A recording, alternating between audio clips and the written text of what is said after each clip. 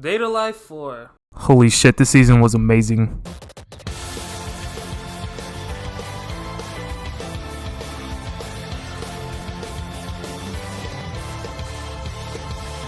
Was anyone expecting that ending? Cause I wasn't. Like, how the fuck did I not see this coming? I'm usually so sharp when it comes to this type of stuff. Like, how did I not notice this was Reina? How the fuck did I miss this? Okay, I got like a little confession to make. I actually only watched season 3s and 4 in subs, so I wasn't really familiar with their voice actress. If I watched season 4 in dub, then it would have been very obvious it was Reina. I actually ended up going back to the final episodes in dub to see if it was her same voice and everything, and yeah, it was. A spirit. A monster which seeks to destroy the world. We underestimated the enthusiasm of 29-year-old single women. They make for easy targets. Anyways, overall, this whole season was really fucking good. Except for one person that kills it all, but I'll get into them later.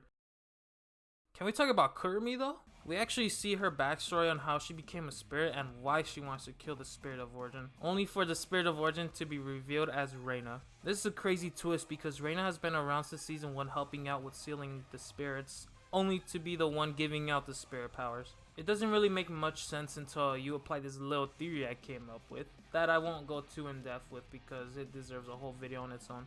Oh, and I also gotta rewatch everything before I make the video so I can have, all my facts straight. So my theory goes, what if she actually just wants to revive the man she fell in love with using all that power and energy that Shido collected through his, dates? If that's the case, then that just makes Isaac Westcott look like a hero because he's trying to kill Shido with her. Fuck! Kill Shido with everything he's got. Maybe Reina has been giving out all that spirit power to humans to try to birth a strong spirit to, maybe revive the dead. If that's the case, then why help Shido? Maybe she can't really use the spirit power she gives out, unlike Shido who actually can use all the spirit powers that he seals. Alright, that might be the case, but there's been something that's been bothering me, and something that was mentioned in the season, and it's the reason why she calls him Shin. Reina mentioned that she called Shido Shin because she thought his name was actually Shintaro. So, I've always wondered about something, Reina. Why is it I've only ever heard you refer to Shido as Shin? How did that start? When we met, I made the honest mistake of thinking his name was Shintaro. It stuck, and I've been calling him that ever since. Which I think is a load of bullshit. Maybe there's something she's just hiding and doesn't want to say. What if this Shintaro guy is actually the man she fell in love with and Shido resembles that man a lot, so she calls him Shin? Also, when she's asked about a lover, she also mentions that there is no one like that in her life these days. Who knows how long ago she actually had a man in her life like that? Because we actually don't know Reina's age. If you take a look at the very first episode in season 1, we see that Reina's age is actually a mystery. My name is Reina Murasame. Just call me Reina. I'm the head analyst here. There's no reason for you to freak out. First aid is hardly out of my league. Question marks. We don't know how long she's been alive for. Hell, she could be in her hundreds for all we know. Also, if you take a look a couple seconds before that scene, it actually shows what I assume Reina speaking to Shido. 久しぶり。やっと会えたね。誰？嬉しいな。でももう少し。もう少しだけ待って。もう絶対離さない。もう絶対に違わない。だから。 There's many questions that sprout from a couple of lines here. It's been a while. How long has it been? At last we meet again. Then she tells Shido how happy she is and tells him to wait a bit longer.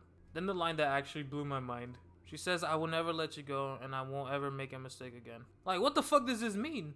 The spatial quake that killed 150 million people 30 years ago. Was that Reina? Did something happen that made her accidentally let off a massive spatial quake? So I've been thinking, what if Shido is actually Shintaro reincarnated? Or Shido is maybe Reina's son who she had with the Shintaro guy, who I assume it was her lover, and Shido resembles his real father. What if they fell victim to Reina's accidental spatial quake 30 years ago and she's been on a mission to bring back her family? But where does that put Mana? Both Shido and Mana don't have memories of their real parents, but why? Also, take a look at this picture of Mana and Shido. The picture is in black and white. We already know that they live in a pretty futuristic time, so why would a picture they took as children, be in black and white? Some of the technology shown in Data Live would probably take, maybe tens of years to make. Let's just say they took that picture years before the massive spatial quake, because we actually don't know how long ago it was. Alright, I'm gonna leave that little theory at that because I want to look into this more and maybe make a whole video on it if I actually have a well put theory together, because right now I literally just threw out ideas I've been thinking of since the season ended. Anyways, as good as I say this season is, there's also something that keeps this season from being a 10 out of 10.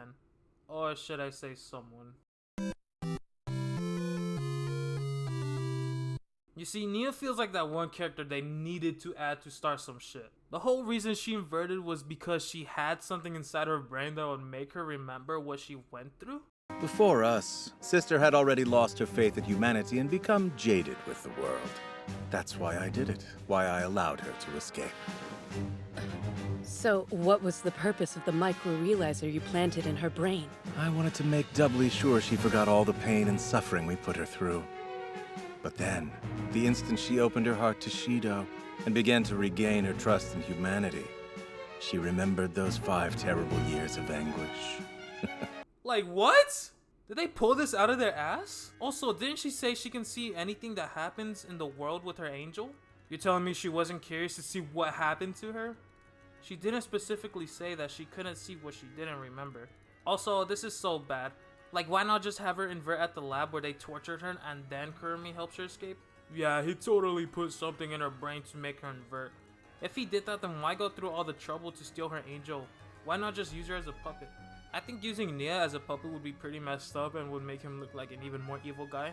It really feels like Ellen is the main villain now, especially since she killed Shido. Also, can I point out how brutal this anime has become this season?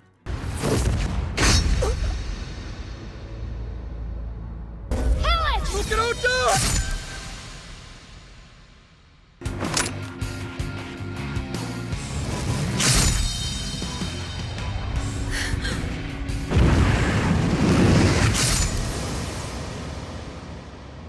I actually have a bad feeling that's only gonna get darker and more brutal in season 5.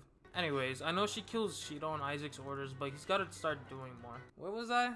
Oh yeah, Nia. You see, Nia's character doesn't really have that traditional, personal problem that the other spirits face. Natsumi. She's obviously dealing with some type of body positivity and she can't accept the way she looks. But by the end, she learns how to accept who she is and how she looks. Toka. But it doesn't matter. It's no use. You're gone now. I'm on my own. This world has rejected me! The Yamai twins, learning to be able to live with each other, kind of like a real pair of twins where one of them shines and the other doesn't. Yeah, the whole point of Shido going out on missions to steal spirits may just seem like going and making them fall in love, but it's really more than just giving them a kiss. Shido helps the spirits get over their problems before stealing their powers. Nia's problem is literally having a contest with Shido. They try to give her a personal problem like she lost her trust in humanity, but how exactly? We literally learned this from Westcott, like how the fuck do you know? Anyways, I strongly believe Mukuro saved the season. Mukuro.